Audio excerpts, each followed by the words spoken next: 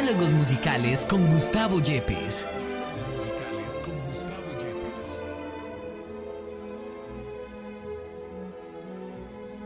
Hola a todos, bienvenidos a este programa llamado Diálogos musicales con Gustavo Yepes. Nuestro tema de hoy, la música en la Grecia clásica. Maestro, ¿cuáles son las fuentes de la música en la Grecia clásica? Historiográficamente hablando, no hay unas fuentes directas que nos hablen de eso, entre otras cosas porque es tan antiguo el asunto que no había todavía esa diferencia entre la historiografía y la historiología, es decir, entre la narración de los acontecimientos mismos, bien fundamentados en fuentes también a su vez, y lo que es la interpretación de la historia, la interpretación de esos datos históricos, sino que donde podemos encontrar lo que es en la Ilíada y en la Odisea de Homero, pues allí no están explícitas qué cosas son invenciones de Homero o qué cosas son objetivas. Sabemos, por ejemplo, que Schliemann, cuando se fue a desenterrar el tesoro de Troya, pues mucha gente le dijo, usted está loco porque pues a lo mejor eso se lo inventó Homero, ¿cierto? Y dijo, no, yo eso se lo creo a Homero.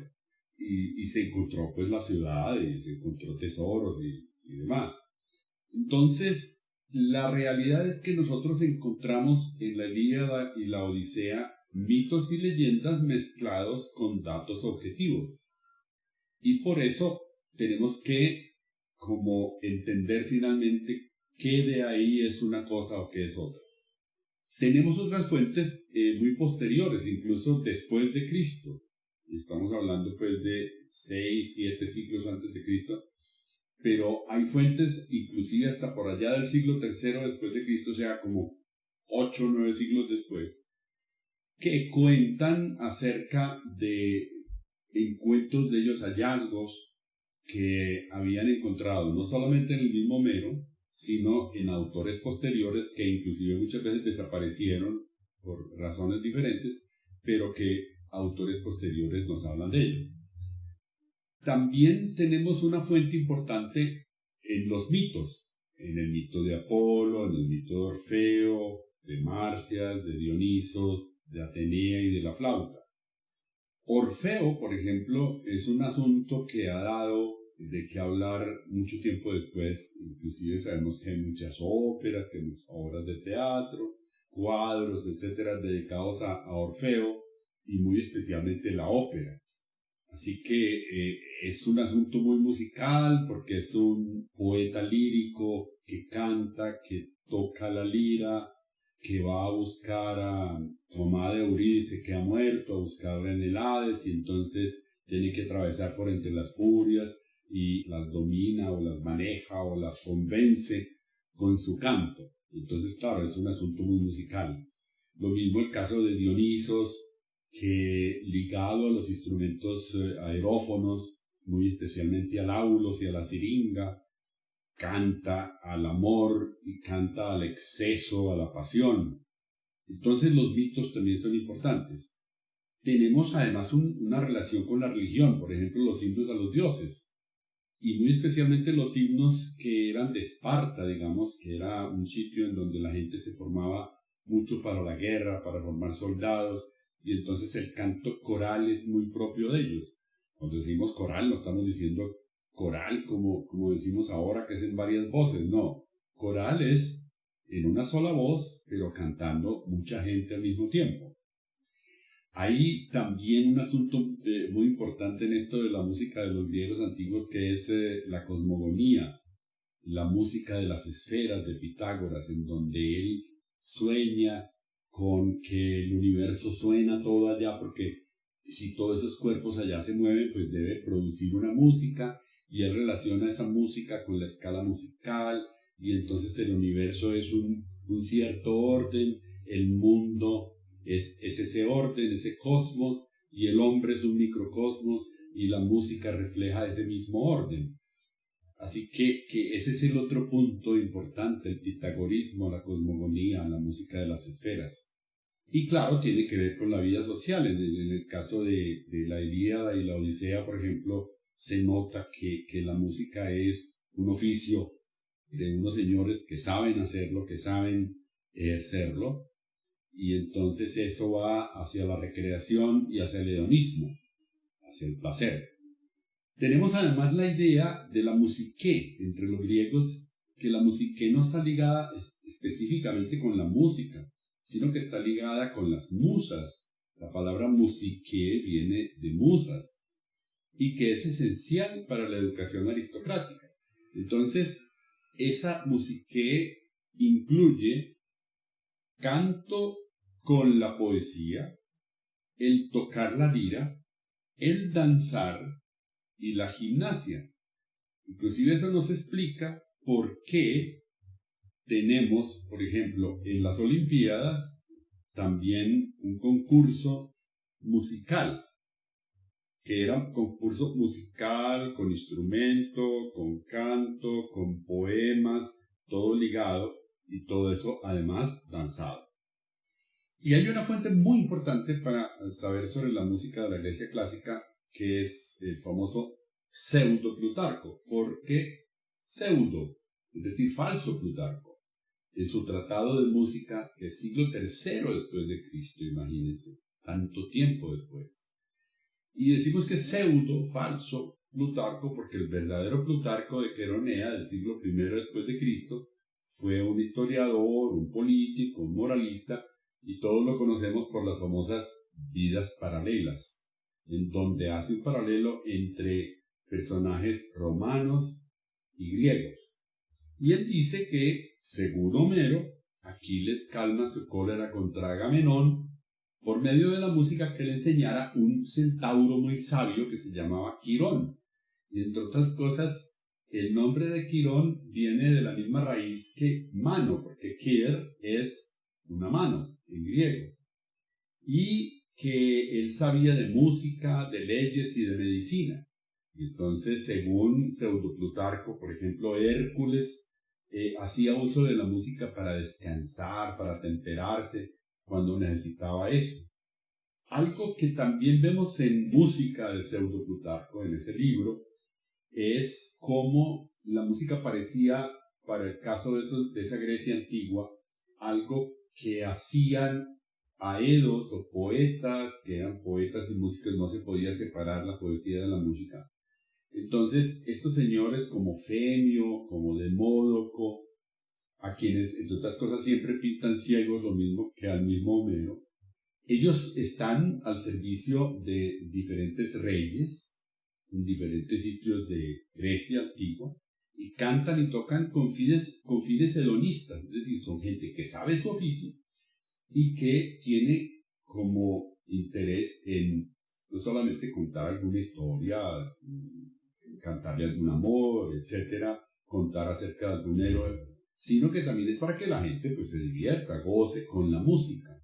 Y decía, el mismo Femio, por ejemplo, según Homero dice, yo elevo para dioses y hombres el canto, un arte que aprendí por mí mismo, que un dios hizo brotar de mi alma los gérmenes de cada canción.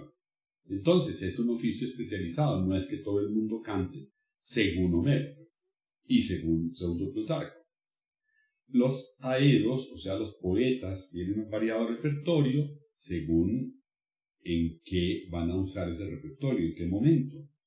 Se acompañan con un cordófono, con la lira, que también se llama formins o kítaris o cítara, diríamos hoy, y por eso hablamos de la citarodia, es decir, del poema musicado que se hace con un instrumento que es cordófono y que acompaña, tiene la ventaja de que yo toco esa melodía en el instrumento y al mismo tiempo la canto. En cambio, los aerófonos, según decían en esa época, esos no eran de ellos pensaban que no eran de ellos, sino que eran traídos del Asia. Y hay dos instrumentos muy conocidos de ellos que son, por un lado, el aulos, que era una flauta doble, y la siringa, que es, también la conocemos como la flauta de pan, o en Colombia le decimos la zampoña, que era un instrumento más que todo que utilizaban los campesinos, los que no vivían en la ciudad, ¿no? Algunas imágenes que podemos conseguir hoy en día acerca de esos cordófonos griegos, uno cuenta las cuerdas con curiosidad y, por ejemplo, aparece una imagen con 4 cuerdas, en donde hay una lira, una cítara con 4 cuerdas, y en cambio hay otra con 7. Y de 4 y 7. Recordemos esos números.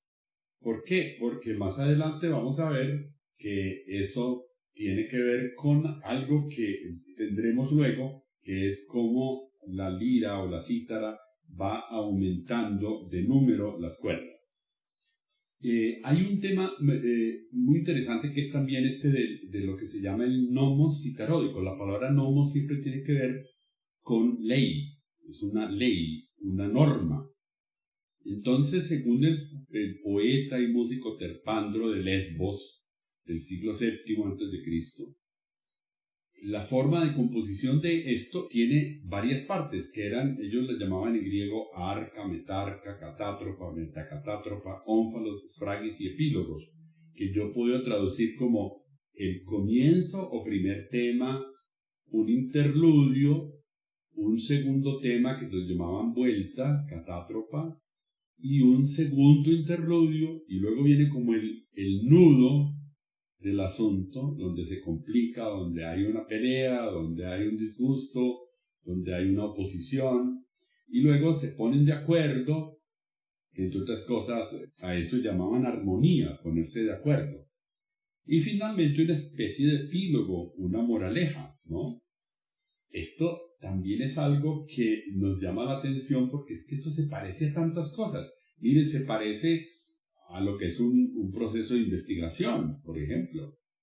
Yo tengo mi hipótesis, pero también la confronto con una hipótesis distinta, a ver qué pasa, y luego las pongo en oposición, y luego entonces me decido porque sí era cierta mi hipótesis, o porque tengo que cambiar mi hipótesis y llegar a una síntesis distinta, y entonces saco un epílogo. Una obra de teatro, como habría después en la tragedia, tiene mucho que ver con esto. Es como un protagonista o un antagonista que se encuentran y pelean y entonces alguno gana y entonces también después hay alguna moraleja sobre eso.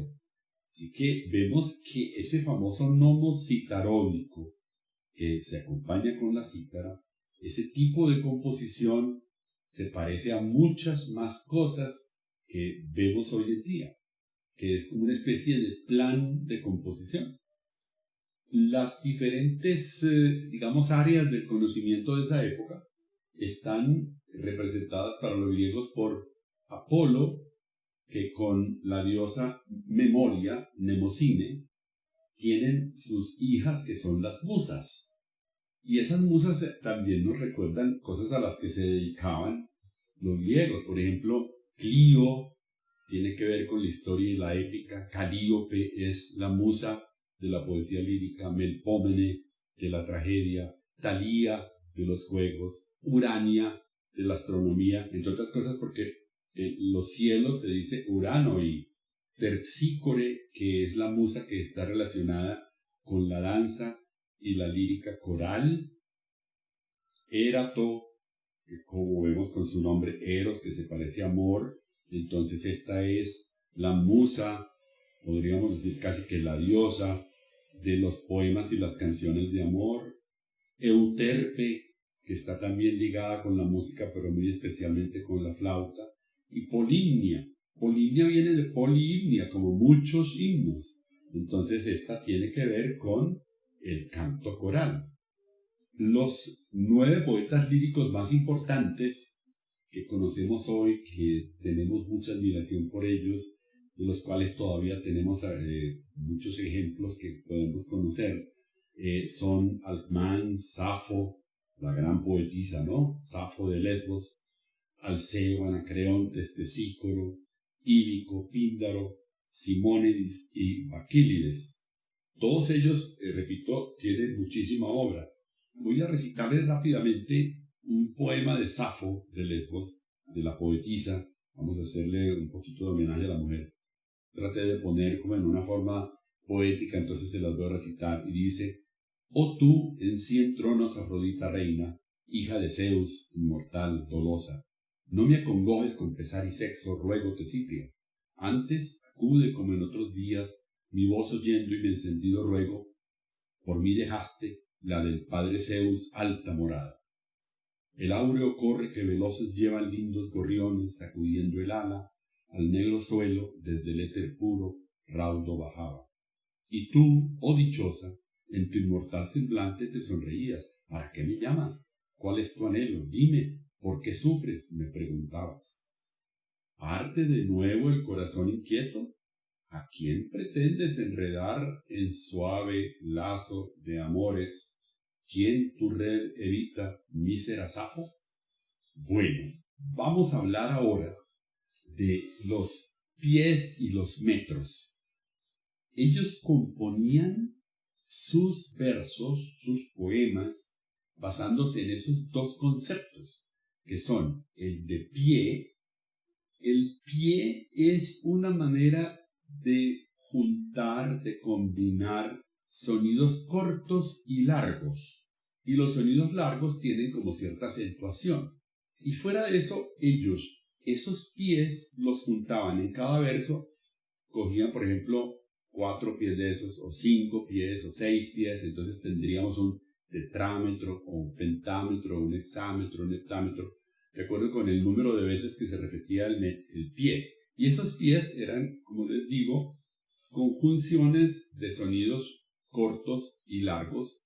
Entonces tendríamos, por ejemplo, el pírrico, que son 2 cortos, el yámbico, que es un corto y un largo, como ta, el bráquico, ta, etc. Todos esos pies se combinaban, repito, en cierto número para conformar un verso.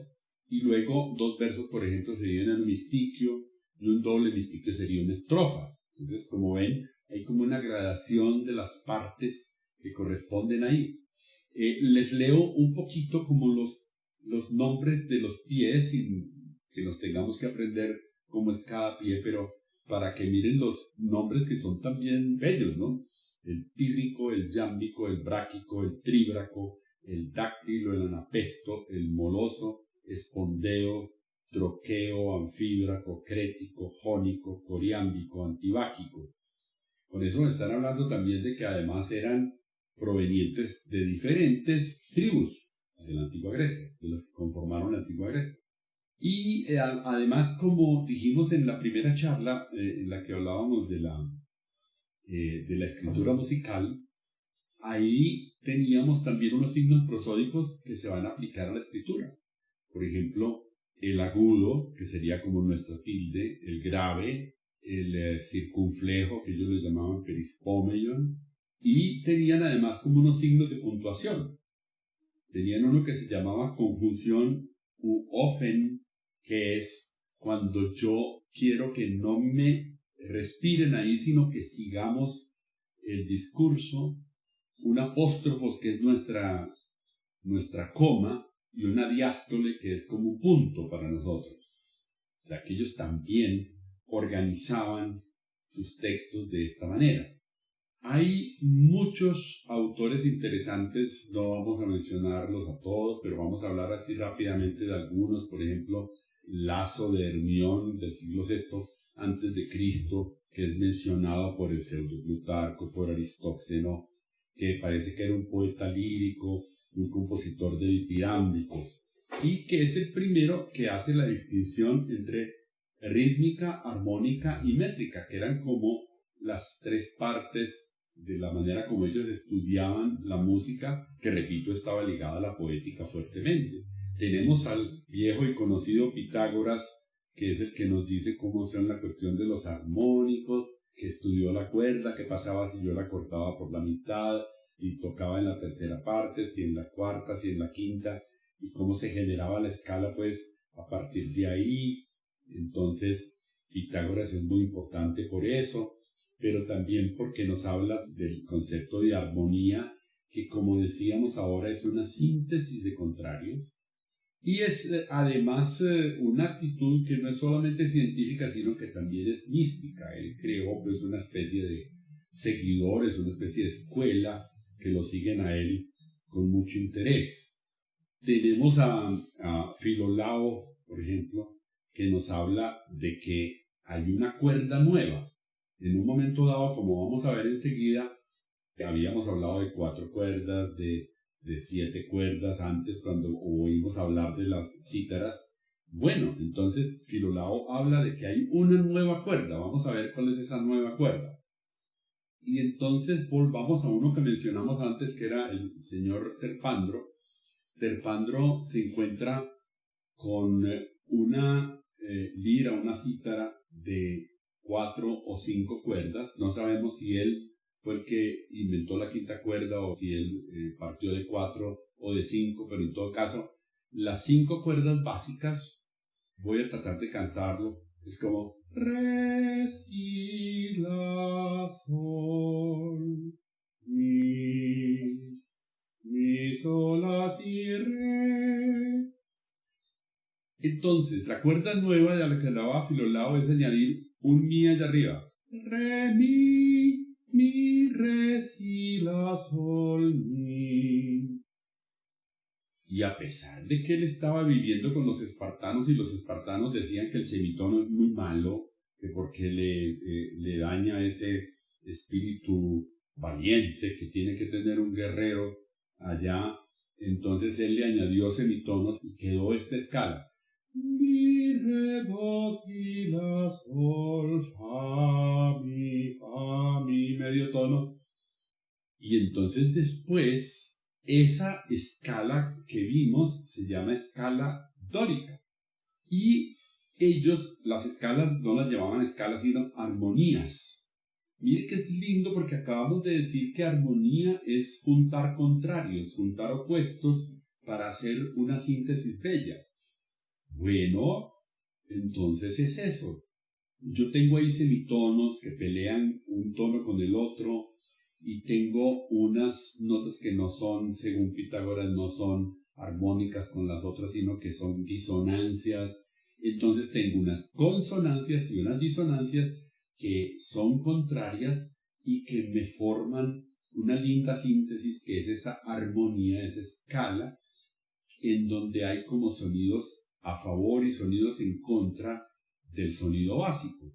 Entonces ahí tengo la escala dórica o armonía dórica, y luego entonces así como es mi, re, do, si, la, sol, fa, mi, luego re, do, si, la, sol, fa, mi, re, y viene otra escala que van a llamar entonces, y así van bajando, y entonces tengo la escala dórica, la escala frigia, la escala lidia, la escala mixolidia, y luego las que siguen hacia abajo se llaman hipo, hacia abajo. Entonces otra vez hipo, dórica, hipo, frigia, hipo, mixolidia, etc. Hipolidia, hipomixolidia.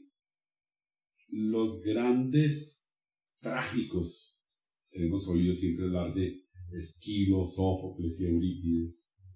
Y dicen entonces, en esas escalas yo voy a tomar en la tragedia no era solo recitada, sino que era cantada. Es decir, esos textos se cantaban. Esos actores cantaban sus textos porque la música y la poesía estaban íntimamente ligadas, no eran separables. Ellos crean unas cosas muy difíciles. Por ejemplo, se inventan no solamente el semitono, la mitad de un tono, sino tercios y cuartos de tono. ¿Se imaginan? Entonces hay unos y unos géneros para hacer los tetracordos. ¿Qué es un tetracordo? Son 4 notas. Por ejemplo, mi, fa, sol, la. Un tetracordo. Si ellos mantienen el mi y el la fijos, esos no se pueden mover, pero el fa y el sol que están entre los dos pueden moverse. Hacer yo, por ejemplo, medio tono, o un tercio de tono, o un cuarto de tono. Y eso lo llamaban ellos semitono diatónico, el cromático o el espacio cromático binario y ternario, medios y tercios de tono, y el enarmónico que era un cuarto de tono. Es admirable cómo ellos lograban afinar un cuarto de tono. A nosotros nos queda dificilísimo.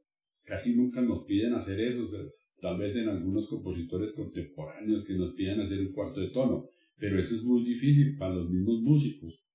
Bueno, hablemos del teatro un poco. Y es que el teatro, ¿cómo surge? Surge de ese Dios que es el que no es tranquilo y reposado y racional, sino que es el borrachito, el de los amores, el de las pasiones, que es el Dionisos, ¿no? Y entonces Dionisos utiliza sobre todo, y la gente que hace música dionisíaca, utiliza sobre todo los aerófonos, ¿cierto? Ahora mencionamos el aulos y la siringa. La manera como ellos escribían, la gente de teatro, sus textos, eso fue surgiendo de diferentes maneras. Primero que todo, porque ellos no hacían como el gnomos y tarot todavía, sino que utilizaban una especie de responsorio, en donde había un personaje que recitaba un texto y, por ejemplo, un coro que comentaba sobre lo que él decía, le contaba la historia. Pero hay un señor que se llama Tespis, que se supone que es como el primer actor. Ese señor lo pintan como en una carreta, ¿no? En una carreta en donde él lleva seguramente como vestidos y máscaras, y en fin, entonces él se convierte como en el primer actor. Ese actor pues canta unas historias y hace personajes diferentes, por eso se dice que es como el primer actor. Entonces tenemos primero un primer actor que canta y que un coro que le contesta. Después aparecen más actores y más coros, es decir, tenemos un coro y un anticoro que cantan en forma antifonal, es decir, que se contestan uno al otro. Y entonces ya en la tragedia griega más avanzada vamos a ver que hay un personaje principal, es decir, un protagonista, pero también hay un antagonista, y hay un coro que le contesta a otro. El primer coro canta lo que se llama la estrofa y los otros cantan la antístrofa. Bueno, y todo eso es cantado, y además los dos últimos trágicos, Sófocles y Eurípides, utilizan aquello que dijimos ahora, los cuartos de tono, los tercios de tono, etc. Y con eso crean una especie de etos, de patos, es decir, una sensación de fuerza, de pasión, que se logra también con la ayuda de la música y no solo del texto. Bueno, volvamos a los tratadistas. Claudio Ptolomeo, por ejemplo, que es un señor del siglos I y II después de Cristo, hizo unos tratados muy importantes como armónica. Cuando vemos armónica es porque nos habla de las escalas, ¿cierto? Cuando dice, por ejemplo, matemática sintaxis, es como la manera como se juntan esas cosas matemáticas que inclusive la traducción árabe la llamamos el almagesto. Además, dice que inventó un instrumento que se llama el helicón para el estudio del sistema de las escalas griegas que vimos ahora. Habló de los genoi y aquellos del tercio de tono, etcétera, de las combinaciones de ellos. Sí que ese es un señor importante. Arístides Quintiliano es un señor romano del siglo III.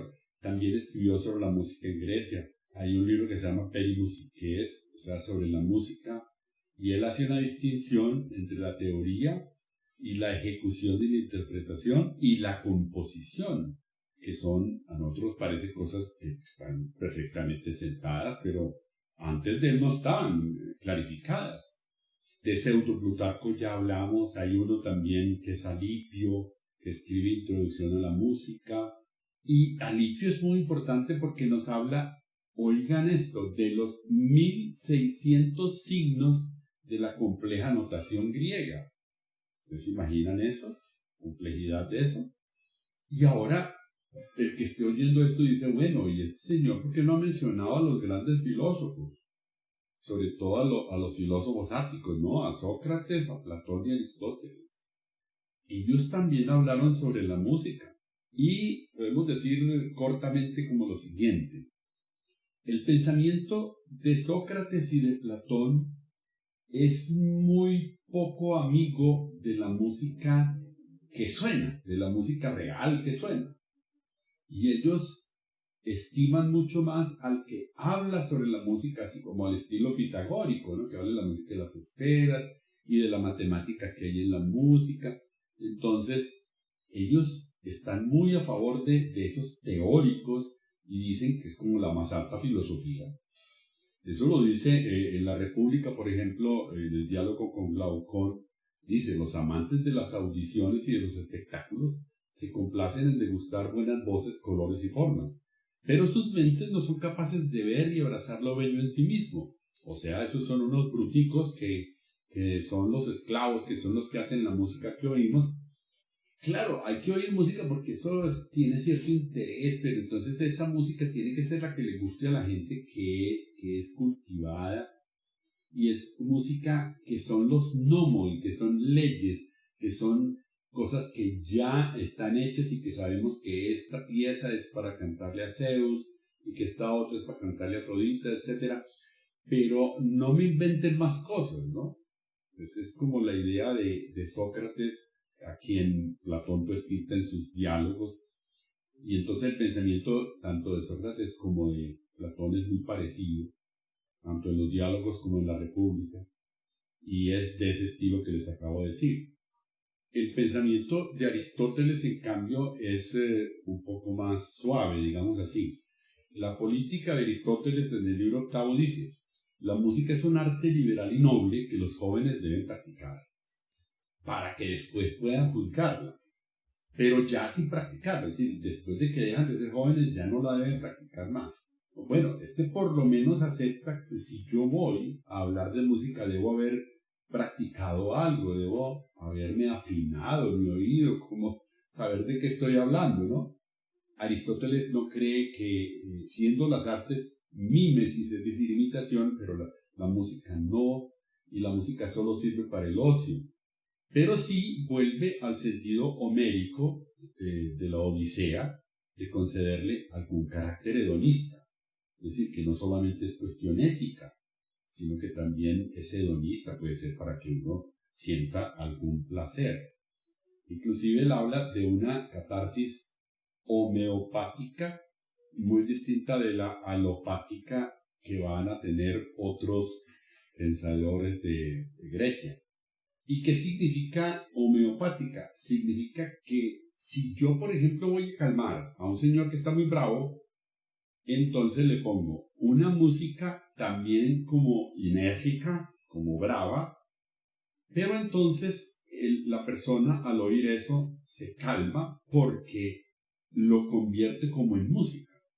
En cambio, la alopática sería lo contrario, que si está muy bravo yo le pongo una música suave. Voy a terminar hablando de la escritura musical griega. Por cierto, la escritura no es una sola, hay una escritura para los instrumentos y otra para las voces.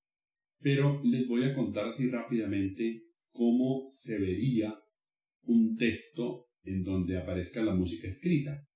Entonces tendríamos, encima de cada sílaba hay una letra que me dice qué altura tiene el sonido, qué nota es.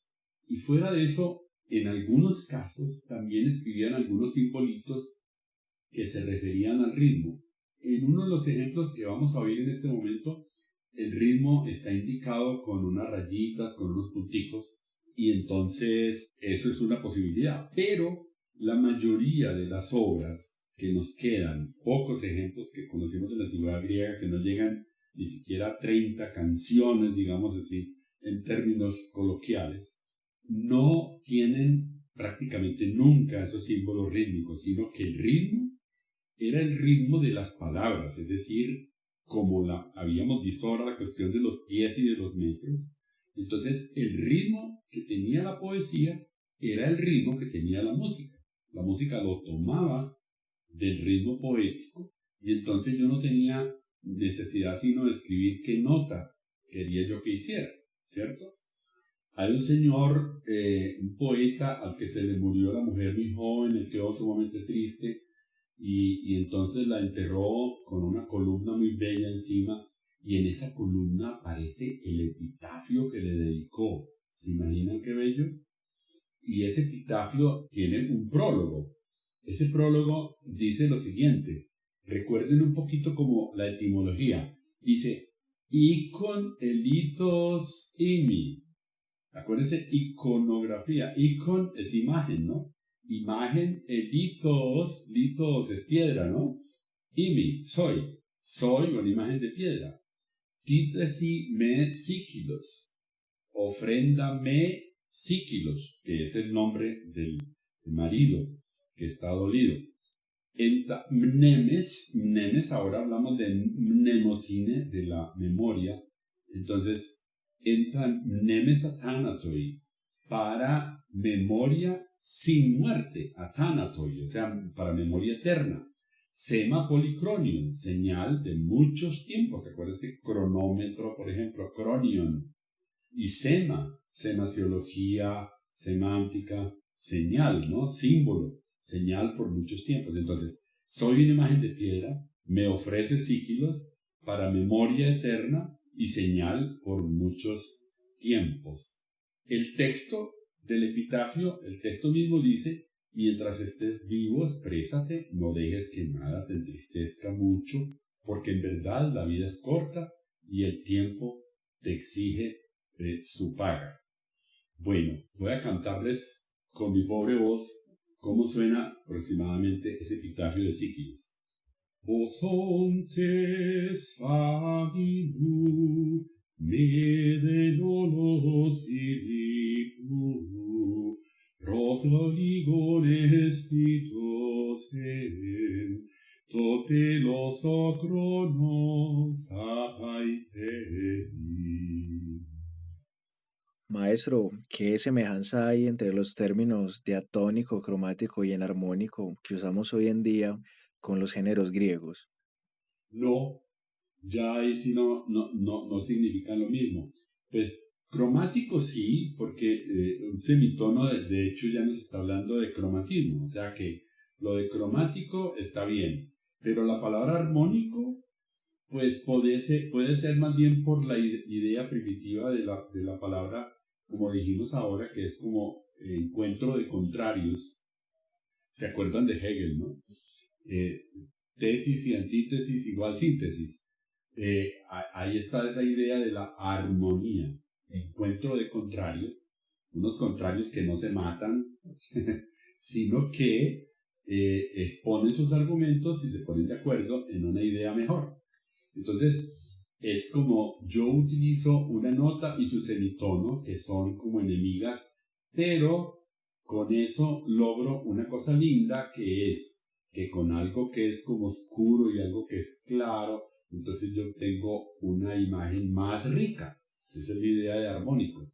Y en armónico sí tiene que ver mucho más con el hecho de que la nota, digamos, seguía siendo como la misma, pero estaba sumamente, el mismo nombre, pero estaba sumamente cerca, como el cuarto de tono, digamos, que es para lo que se aplica lo enarmónico. Hoy en día para nosotros es el mismo sonido, pero escrito de dos maneras distintas. Para ellos era el mismo nombre, pero con una diferencia de sonido muy pequeñita. Bueno, muchísimas gracias a todos nuestros oyentes por estar aquí en el programa. Recuerden seguirnos en Instagram como Diálogos Musicales y no olviden suscribirse a nuestro canal de YouTube Diálogos Musicales con Gustavo Yepes. Nos vemos en un nuevo programa. Hasta pronto.